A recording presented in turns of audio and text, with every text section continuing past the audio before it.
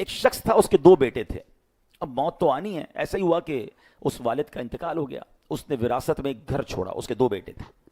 اب ہوتا تو عموماً یہی ہے کہ گھر بنانے والا بنا کر چلا جاتا ہے، بعد والے عموماً وراثت کے لیے لڑائیاں لڑتے ہیں. حالانکہ شریعت کے مطابق تقسیم کرنی چاہیے. لڑائی پتہ نہیں کیوں بھائی بہن کرتے ہیں. جو جس کا حق ہے اس کو دے دینا چاہیے. اب یہی ہوا کہ دونوں بیٹے آپس میں لڑنے لگے کہ گھر میرا ہے، دوسرا کہتا ہے میرا ہے.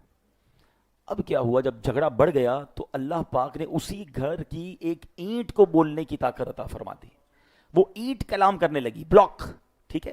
اور وہ اینٹ کہتی ہے ہا یا ہاذانی فی ما تتنازعان، اے 2 بھائیوں کس بارے میں جھگڑا کرتے ہو؟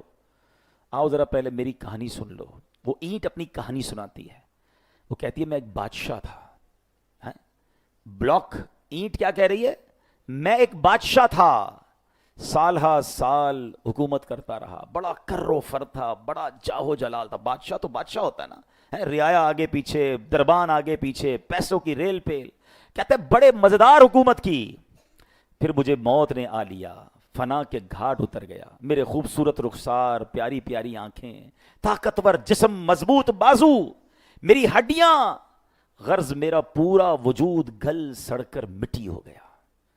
کچھ عرصے کے بعد، 50 100 150 سال کے بعد جتنی قبریں ہوتی ہیں مٹی ہو جاتی ہیں، ختم، فنش. جس کو اللہ بچائے. آگے ہم سنیں گے کہ ایسے بھی کچھ لوگ ہیں جن کے جسم سلامت رہتے ہیں، لیکن نارملی کیا ہوتا ہے، مٹی میں مل جاتے ہیں. وہ کہتے ہیں میرا سارا وجود مٹی ہو گیا. 1000 سال تک میری مٹی برباد رہی. پھر ایک برتن بنانے والے، کمار برتن بنانے والے نے میری دفن کی جگہ سے مٹی اٹھائی اور مجھے ایک پیالہ بنا دیا. میری خاک سے ایک پیالہ بنایا. بہت عرصے تک میں پیالہ بن کے رہا.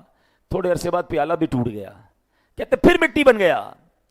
اور اب اس کے کچھ عرصے کے بعد مجھے کسی نے اینٹ بنا دیا، اور اب مجھے اینٹ بنا کر اس مکان میں لگا دیا گیا ہے. یہ میری سٹوری ہے. کس بات پر جھگڑ رہے ہو؟ میں بادشاہ تھا اور آج مکان کی اینٹ بنا ہوا ہوں. کہاں تخت خسرو، کہاں طاق کسرا، محل اقامت کا ان کا پتہ کیا، ملے خاک میں سینکڑوں مسند آرا.